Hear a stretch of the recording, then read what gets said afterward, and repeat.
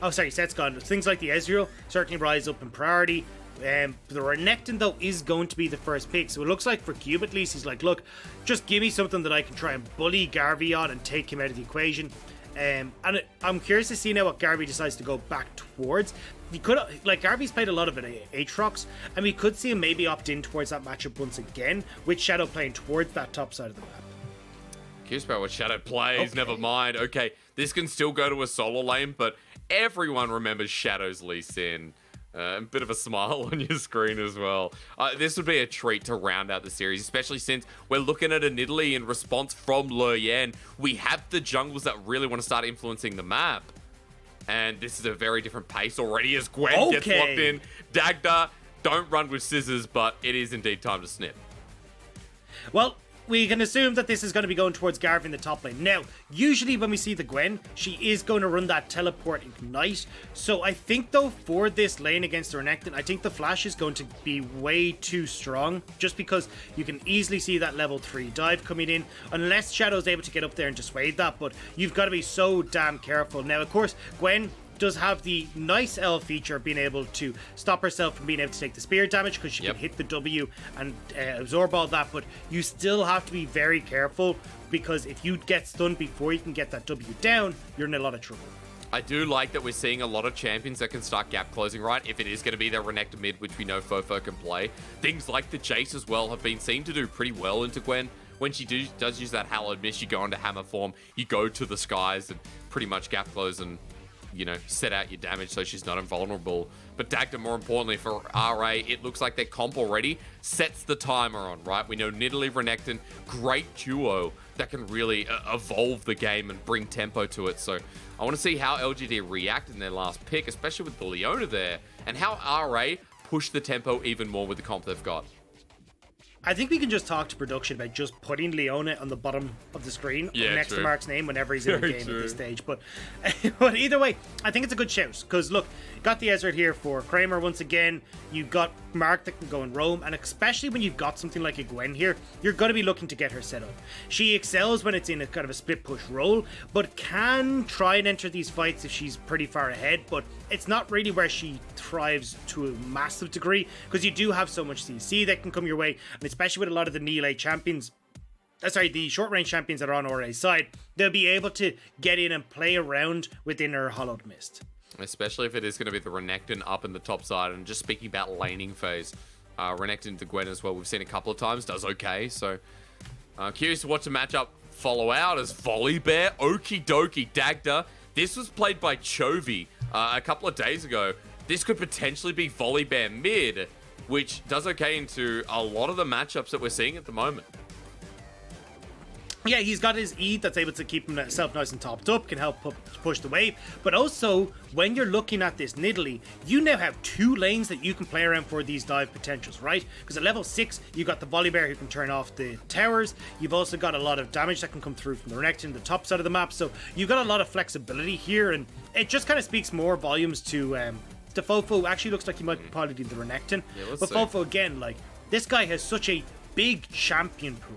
And when he's able to perform so well on so many different styles, it really does say just how strong FoFo is and why he's considered, you know, top 2 of the mid laners that we have in the LPL right now. That's right. I mean, he can do a lot. Even if it is the Renekton here, I mean, Renekton versus Sylas, Executioner's calling early. In the matchup, you do pretty well as well. Dagda, I'm keen to see this. And yes, Renekton mid in the end. Cube taking the Volbiear up to the top lane. And to get into that melee range, get into that Hallowing Mist that Gwen relies on. Hallowed Mist, excuse me. We're going to get the ability names right this game. But we do get into a game 3. No Viego this time. But at the very least, we get to round the series out with some newer picks. And I think this is going to be real fun to watch, considering that both junglers have had moments of brilliance. But more importantly, in different games, both mid laners, Dagda, have had moments of brilliance as well. Yeah, and I think, again, a lot of that pressure is going to be put up towards the top side of the map and trying to get the pressure towards the solo lanes. Because, again, we've kind of talked about already the Nidalee having the flexibility to go towards mid or go towards the top lane. But whenever I look towards the likes of Gwen being in the game, we already said she needs a hell of a lot of attention. Because you want her to get up and rolling. You want her to be your prime split pusher. And with the Ezreal in the bottom lane, you're not really going to be too focused on playing around that bot side of the map. No, you're not. Kramer likes his alone time in the bottom lane. iBoy sitting with Hung here on the Rakan. Didn't talk too much about that, but I think what's exciting for me is Leyan with this comp. We look at it, Dagda, Renekton, Volbiear. A bit of a timer set up. We want to see the snowball from Leyan, but also against Shadow's Lee Sin. How's that going to go? In the LEC, he was known for this pick. It was one of his best. We've seen it before on the world stage as well, I believe. And all comes down to this. LGD, their first series of the split against Rare Adam in a final game number 3. Gwen on the Rift for Garvey. He's taking Teleport Ignite as normal. And everything else pretty standard here. Electrocute for Leyan on this Nidalee as well. Dagda, what stands out to you? Where do you want to start? So I actually want to follow up just on kind of the story you were telling the Shadow there. Because although, yes, he was an insanely strong Lee Sin in the LEC, one of the big things he struggled with, and we saw it in the Rogue matchup that he had in playoffs, was that against junglers that were able to go for heavy invades and steal away his camps, Shadow really struggled. When it came to like outperforming his opponent through pathing, it was not a strong suit, and it's why Inspired was able to run rings around him essentially when it got towards playoffs. And I'm a bit worried here when I see Leyan coming in on this Nidalee, who obviously will be able to play towards lanes, has got the electrocute there to have a bit more of that follow-up. But if we start to see Shadow fall behind, it's not like he's going to be able to have much more of an impact in this game. You've got two big bruisers between Cube and FoFo that are going to provide that front line. And having more of an impact as this game goes on is going to be a big issue. So for me, I need to see Shadow having an impact in these lanes early, or run the risk of, showing his face in the lane, Leyan steals away his camps on the opposite side, and slowly but surely Shadow starts to fall off relevancy. I guess I see his bottom lane gets level 2 first and pushes in. Dagda, I guess I see Shadow in a different light this game, where for Leyan, if he doesn't get the ball rolling, it's like, well, we know he's probably not going to be the heal bot. Nidalee's damage falling apart. There's a lot of tools to disengage. There's Abscond Abduct. There's Kramer's Arcane Shift that Leyan has to deal with. Even Garvey, he has the free skip. Part of the reason why Gwen feels so busted is that skip and slash that, also gives a bonus attack speed and an extra 100 range, by the way, for some reason. So I feel like there's a lot of tools. I want to discuss that throughout the game and see how jungle influence comes into play. For now, looking at the lane state, we see bottom lane pushing in. We see FoFo on this Renekton in the early levels, where Renekton just loves, especially level 1, not Cull the Meek or Ruthless Predator, when you have the Fury, is still just so much work, even with Conqueror inactive. I think the biggest thing for me, Dagda, is watching all 3 of these lanes at the moment really forcing in. Yeah, and it just gives so much control over towards Leyan. And as we were kind of talking about, look, Leyan has this pick of the litter here. He can go towards Cube in the top lane. You've got the stun there to try and set up a play onto Garvey. He can go towards Xiye in that mid lane as well, where FoFo can try and set up something as well. But the big thing as well for Leyan here is it's not like anyone's going to get particularly tanky, right? Like, there's no real tank apart from Mark on this team, so the ability for this Nidalee to fall off isn't actually too bad in this game, especially with the amount of CC that can come in to help Leyan. Garvey trying to challenge this one. He puts up the Hallowing Mist, and Garvey might be in an okay position. Needs to survive FoFo for now, getting the shield away from Shadow, and Leyan doesn't flash, but FoFo does. That was a good challenge from Garvey, and remember, he has Ignite, he's burned that, but has the teleport to get back to lane. Yeah, I know that Garvey, it was a bit of a weird trade for him to go for, but they were already setting up for that dive in the top lane with FoFo making his way up, so he knew that something was going to happen, but bot side, Hung, that was... He's giving one back to Kramer. He's giving one back to Kramer, Dagda. Okay, yeah. What goes around comes around. He's just... Maybe he doesn't need it. But yeah, you're right. That was interesting. What more to say about that? Hey, Executioner's calling mid lane. Let's change the topic. Good item to start here is Renekton versus Sylas. Yeah, it ends up working out super well. Just the healing, especially in this matchup, is exactly what Xiye is going to be going for. Will be, whenever you see the Conquer with the Sylas, it's going to be the Kingslayer, the W max. If you see the Fleet Footwork, it's going to be the Q max. So in this one, when you know that Xiye is going to be maxing that Kingslayer, you can go towards this early Executioner and go, right, cool, I'm going to just nullify the ability that you are maxing the most and try and turn this back in our favor. Now, you can see Xiye getting some nice trades off there, but again, FoFo, now that he's got the Fury built up, should be able to trade a little bit better with Leyan hovering in the wings. Let's see what he can do. I would also like to note, love to see Oblivion Orb on Xiye. Abscond Abduct, he's going back in. That's a low HP FoFo, as Kingslayer doesn't heal up enough. First Blood makes it so is Shadow going into melee range to get the next Sonic Wave, but That's nicely done from the LGD mid 2v2.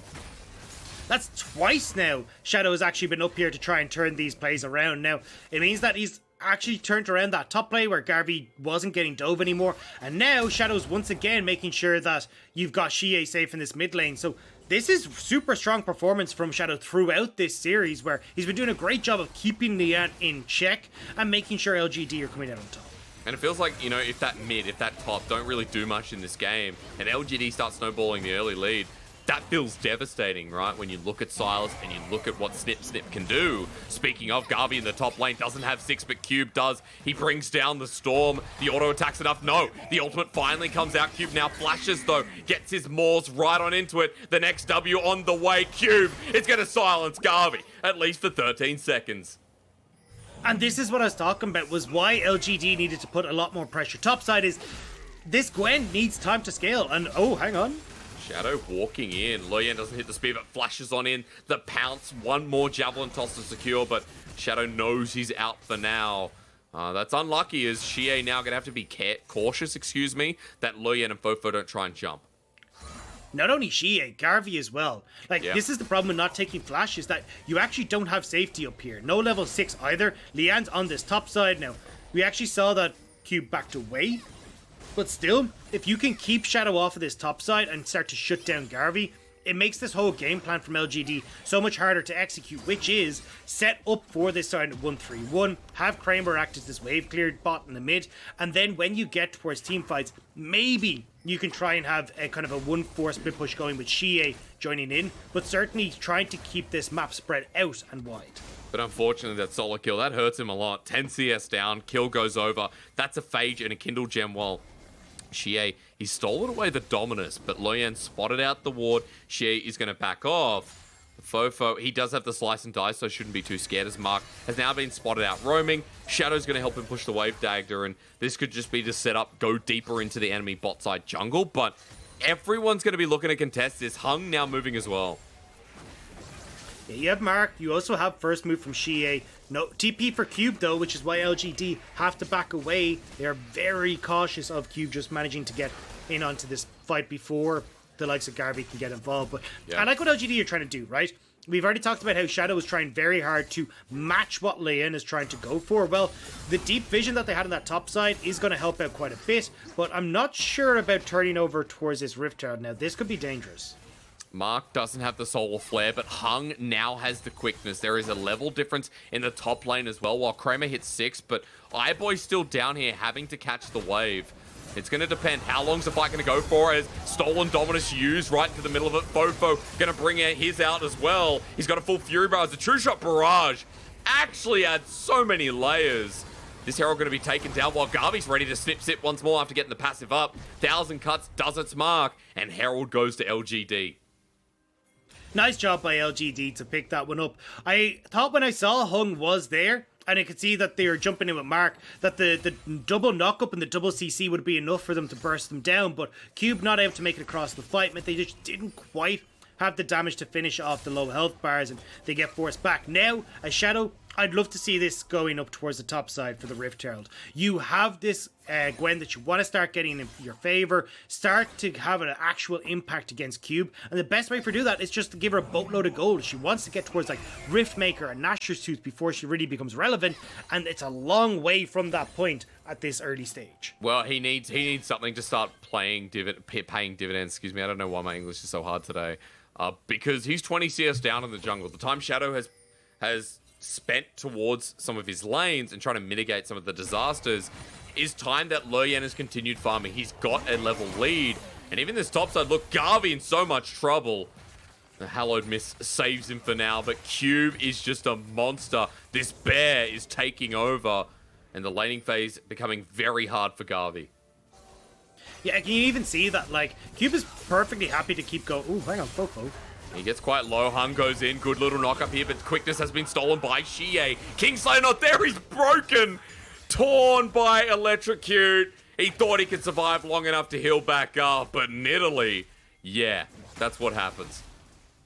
Yeah, especially as you're talking about that Electrocute proc doing so much work in that play, and it means now, again, more pressure coming through from RA. Although, as we look bot side, Mark, Let's see, gets onto Mark's home. going to start the engage, but grand entrance out of there. Kramer with the True Shot Barrage puts him to half health, and this Ezreal lane, something that's going even, probably the one lane right now that's okay for LGD, because Dagda, look across the map, through mid, 10 CS down, and okay, Cube's going to try and blow this lane up. I was just highlighting Kramer, no. He's been tackled by Cube while slowed down by FoFo is Shadow and Mark. Mark has to flash over the wall. The rest of LGD are out of there, and 10 seconds till Dragon. You know that Rare Atom are going to get that as well.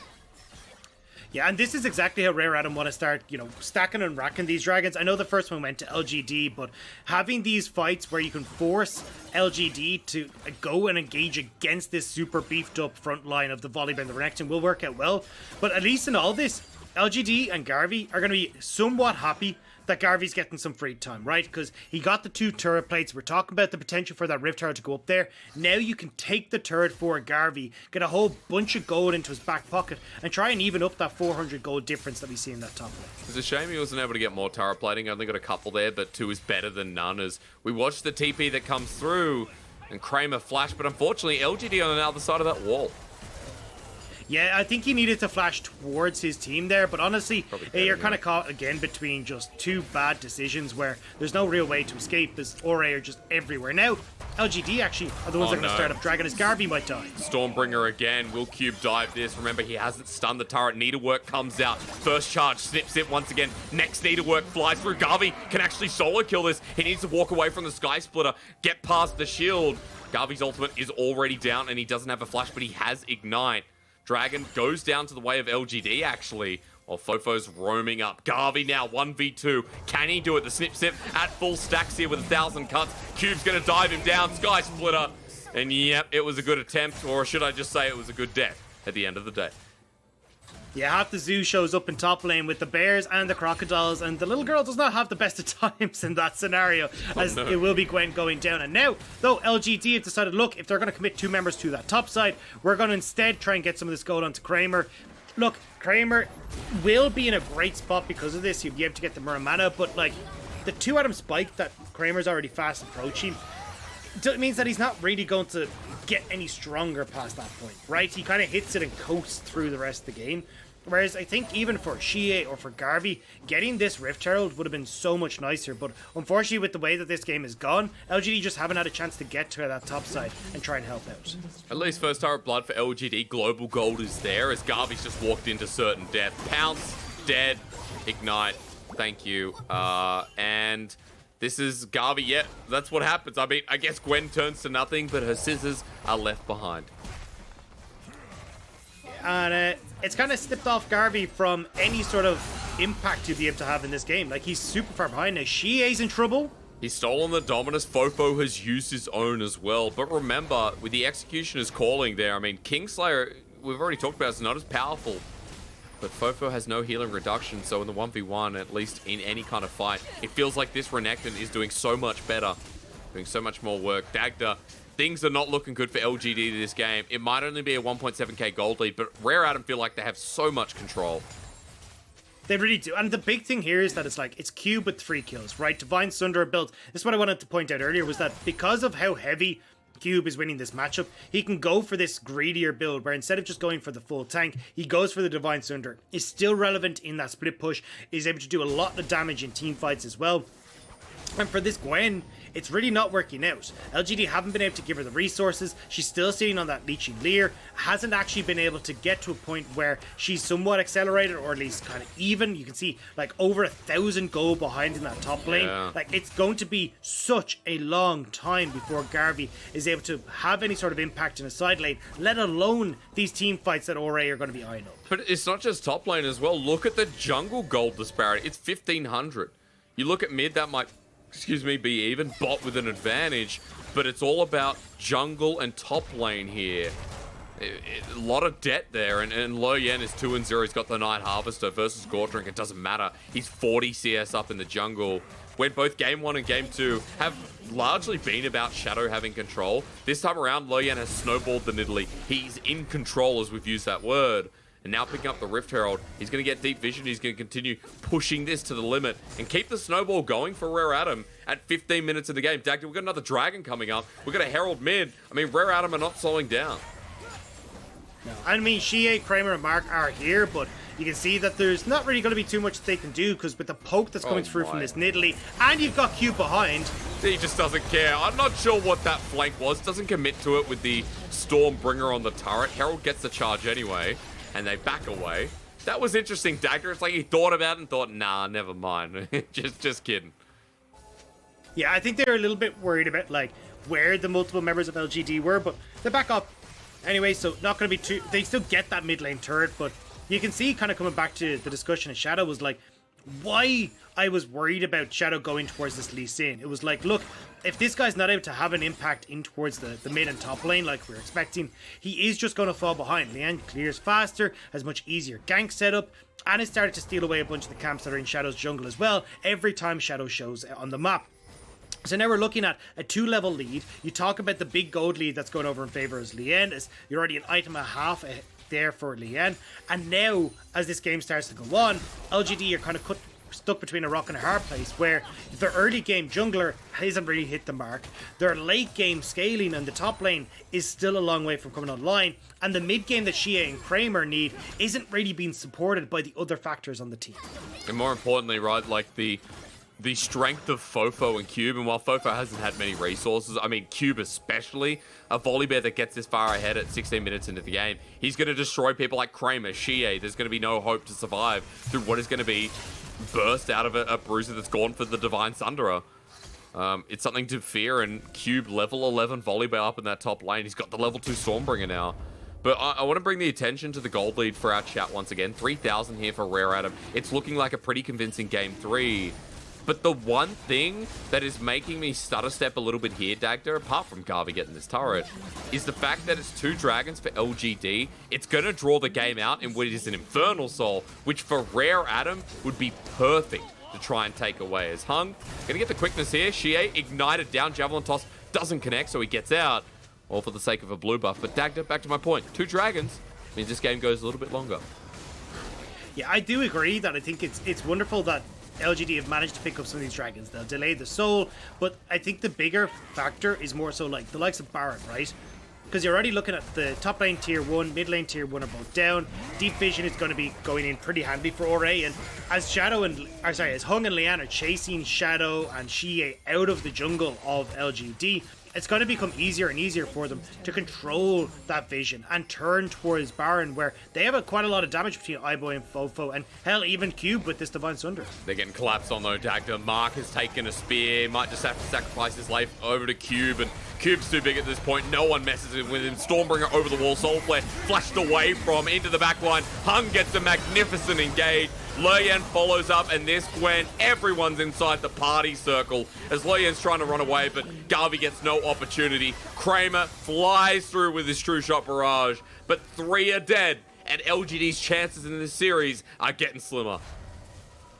Yeah, and this is the problem, is that, like, when you've got the amount of bruisers that are on Ore's side, the ability to hard engage coming through from Hung as well, they're setting up Cube and FoFo so damn well. So even with how slippery the likes of Xiye and Kramer and hell even Shadow can be, there's just so many factors that Ore can rely on to get this engage. Now, you're looking at 8-1. You're looking at a 5,000, well, nearly, 5,000 gold lead, nearly 6,000 gold lead coming through. Yep.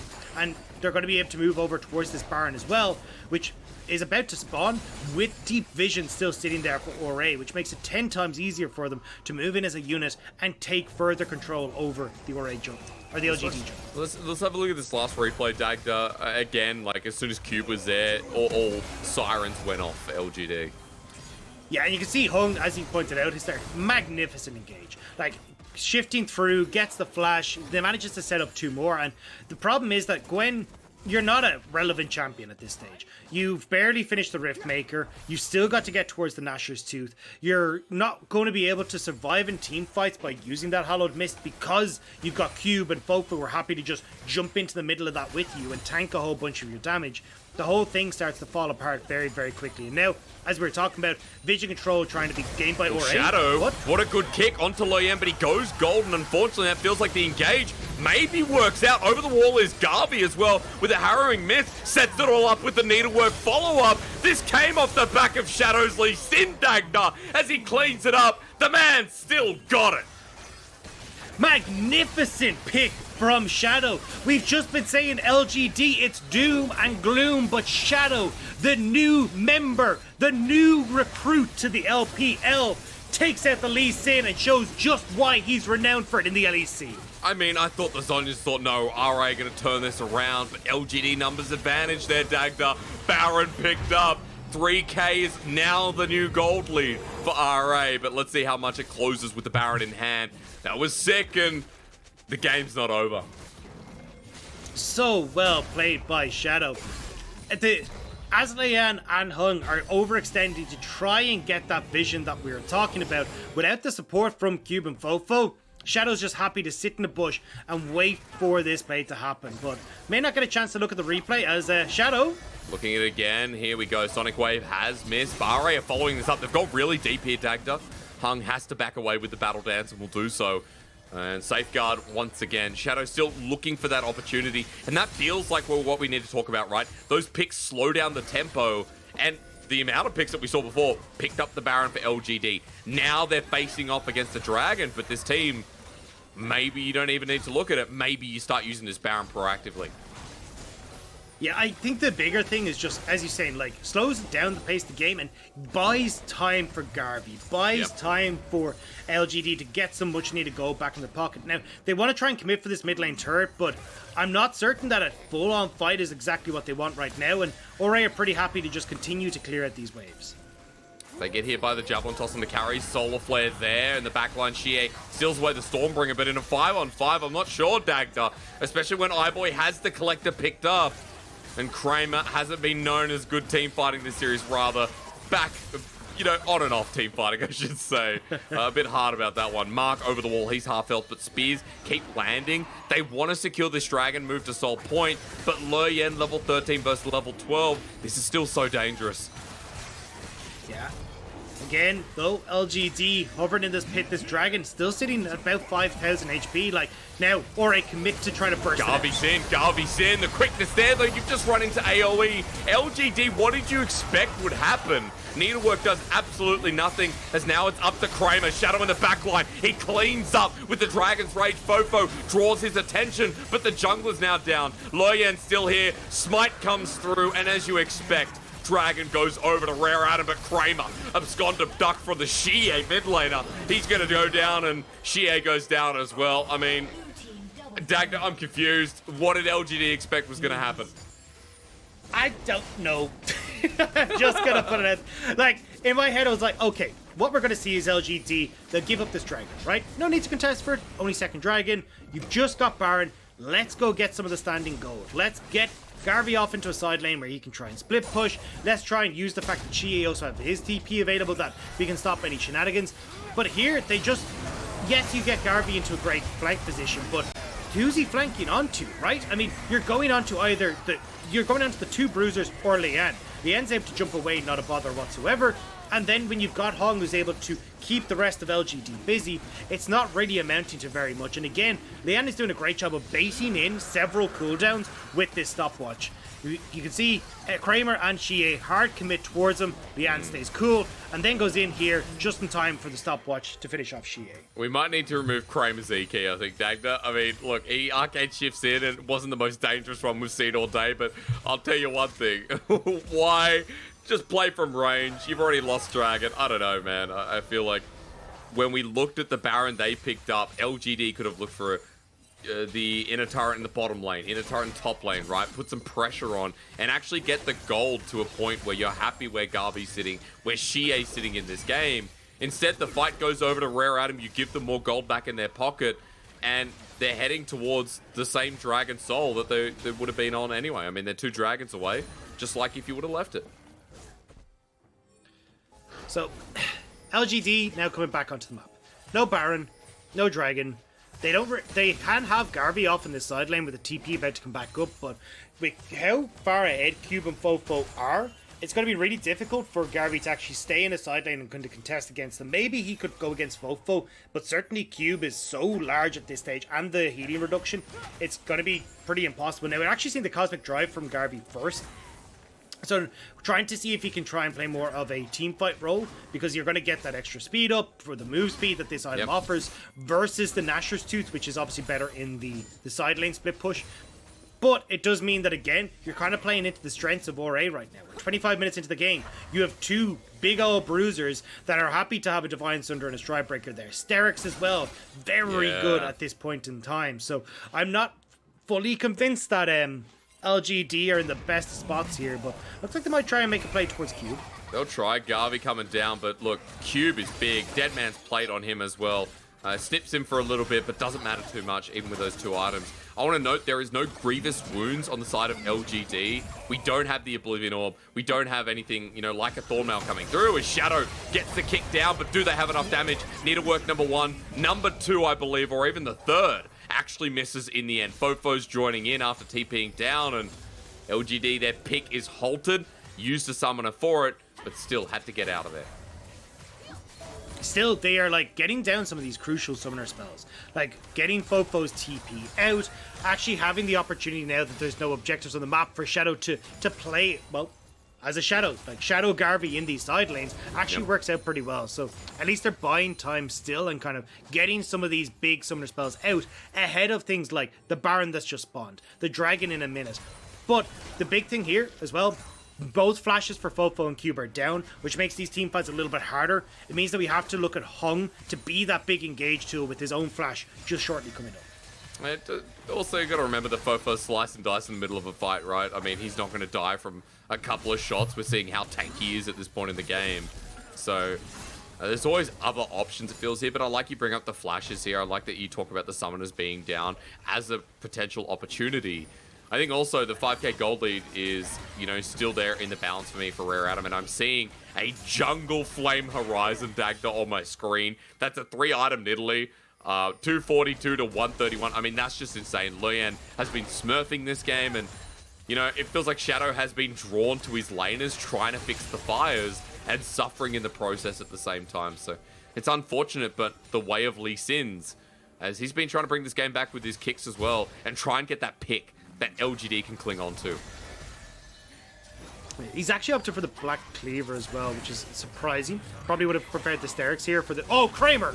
Oh, Hung's going in the back line. Everyone jumps on top. This fight's over before it begun. Kramer will get out on the back line, though, while Garvey buys time, but iBoy's in with the killer instinct. Hung once more. Stormbringer down. It doesn't matter how many magic circles you have. Garvey is going back to sewing class as everyone gets destroyed with an ace over to Rare Adam. I mean, Kramer giveth and Kramer giveth more to RA, because this has not been the play. Arcane shifting forward. We just said, like, Hung needs to be the one to find the engage, and he finds the imperfect engage there on towards LGD. Dagda, Shadow's first series, it may be a loss, but I enjoyed it. At the very least, I know LGD will be kicking themselves for losing game number 2. What started out as a great series for them really rolled downhill. It's sad, but Rare Adam definitely deserve it in the win. They punished well, and those solo lanes took control of the game in the end. Well, not even the end, the start, really. I think it's a bit sad for LGD, like, when we look towards, as you said, like, Xiye had a pretty good series apart from the Zoe was a little bit messy at times when he possibly could have helped carry that game. But when you look towards the top lane for Garvey, not really looking so hot. The Renekton definitely looking better, but again, the Gwen and that Jace not really coming together. Like, it felt like there was so many uphill battles for Shadow and for Xiye in this game. It was unfortunate that it ended up going the way that it did. But when you look across at RA, I mean, they're going to be pretty happy with the W here. This is a series where Leyan got to show off his stuff. We again see how crucial FoFo is to this. And honestly, Cube having a phenomenal performance against Garvey. Yeah, I mean, Cube had a really good game. I think Cube had a decent series as well, played his role quite nicely. Kramer needs a talking to. I think he had some great moments. You're right. Kramer giveth more is what you said in that game number 3. I don't know. I mean, LGD fighting around Dragon Dagda, like, it wasn't a necessity. They had Baron. I'm not sure what the idea was there, but at the very least, I think LGD have a lot to work on. But I'm excited for the direction of this team in the sense of what we saw in Game 1 and most of Game 2. LGD had potential this split, but it's just a lot of things need to be worked out. And, you know, Summer towards Worlds might not be a world split for them, and most people are thinking it's not. But it's still an LGD that can show up and potentially try and make a vying for playoffs. Yeah, I think it's definitely going to be some growing rooms. As you said, like, we're only at the start of summer, but still, this is RA, who did finish 8th place in spring, ended up losing out to in their second set of games in the playoffs. So we're still kind of looking to see, like, RA is kind of our breaking point, right? Or at least that's the way I think about RA in my head, is like, we had our really good teams above them, the likes of JDG, Top, EDG, RNG, like WE, FPX, all kind of finishing ahead of the pack there. But certainly when you look towards, like, the bottom of the teams, if you're not able to convincingly take games against RA, it feels like you're not going to be able to really compete against that upper bracket. And for an LGD that, excuse me, would love to make it to Worlds and love to be able to kind of right the wrongs, I think that happened in Worlds 2020, it feels like they're a far, far stretch away from that goal. Yeah, they are. And look, I mean, there's a lot of negativity here, I know as well, like, from me personally. I think because of when you see LPL teams at that point where you know games are winnable, like when they bring it back with Baron, even Game 2, especially Game 2, when it looked winnable and they fall short, it's like, well, this team has the potential to be very, very good. And it is only one series. Let's be realistic. It is only one series versus RA. In the long run, this could mean bugger all. And for how this team could play in the split, this could just be an opening flash in the pan that turns into something greater or worse. And I'm really glad that Shadow's starting, because Shadow had a good series. Even though he got gapped a little bit in the last game, I think it was more a result that the solo lanes weren't doing well and he had to put out fires than Leyan, you know, pretty much destroying him. So Dagda, I think there's a lot to look at and a lot to be excited for at the same time about LGD's future games and how they go. Yeah, well, I think the biggest takeaway from this is, despite the damage craft here, certainly we are going to be relying on playmaking ability coming from Shadow, Xiye trying to have good performances if LGD hope to bounce back. But turning over to the opposite side of the coin, RA, I'm loving the flexibility that these guys have in draft.